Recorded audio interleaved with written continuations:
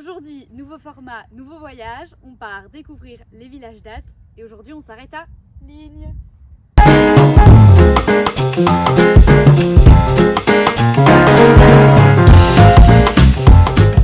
Alors l'église ici date de 1874, jour de Noël. Et pourquoi on a reconstruit cette église? Parce que l'ancienne évidemment, qui était sur une île avec des sols marécageux, ce qui est encore le cas,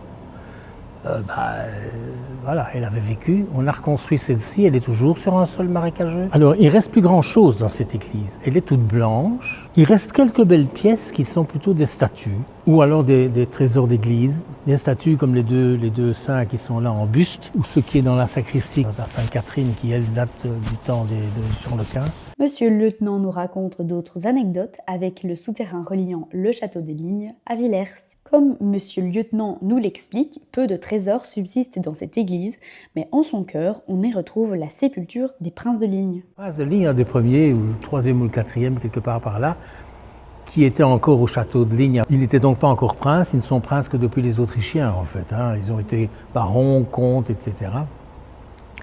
Et donc, cette dalle vient du cimetière autour de l'église ancienne. Enguerrand de Lignes qui avait marié Louise, mais là j'hésite sur les prénoms, mais c'est une comtesse de Barbançon. Et donc, c'est mari et femme, évidemment. Lui était forcément chevalier, on le voit qui est équipé en partie en armure. Et au-dessus du prince, il y avait les armes du prince, donc les princes de Lignes, c'est-à-dire un blason tout jaune, donc d'or, comme on dit, barré d'une barre rouge, donc de gueule, une barre de gueule. Le blason des Barbançons, et c'est un blason un peu plus léger parce que c'est un blason de dame. À la Révolution française, on a martelé les armes des seigneurs ainsi que tout ce qui était les frioritures, les herbes et le reste. Tout ça, c'était un décor floral, si vous voulez. Quand on a refait l'église en 1874 et qu'on a dû dégager une partie du cimetière, on a récupéré la dalle avec l'accord des princes, etc., Et donc c'est pourquoi elle est ici, ce qui est assez logique qu'elle soit ici.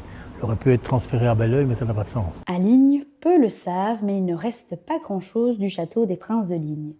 Mais on retrouve les descendants de cette lignée au château de Belleuil, qui est toujours visitable aujourd'hui.